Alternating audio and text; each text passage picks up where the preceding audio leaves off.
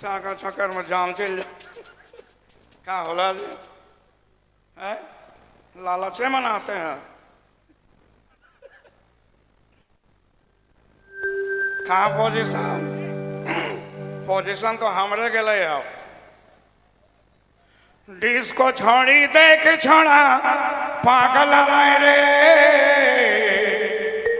कोठ ना चपल मार खालाए रे ये होला सकल फरमाइश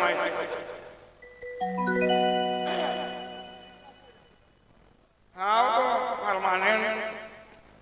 कुकुर के होए लगे चलवा सुने एगो छोटू आया था आपका फरमाइश है ना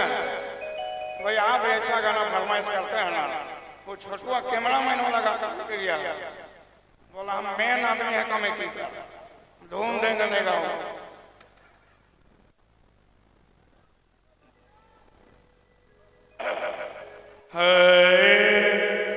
बोले आवा ने ऐसा डायलॉग मिले कि हम अपने यहाँ ठंडा ले लिया चांद के लाइन देवो तारा के लाइन देवो सितारा लागल साड़ी तो के लाइन देवो अगर चांस बनेगा तो डांस भी कर देंगे ओकर में नींद फटिया चलिए दिल्ली घूमे चलिए बुला लो इज्जत का सवाल है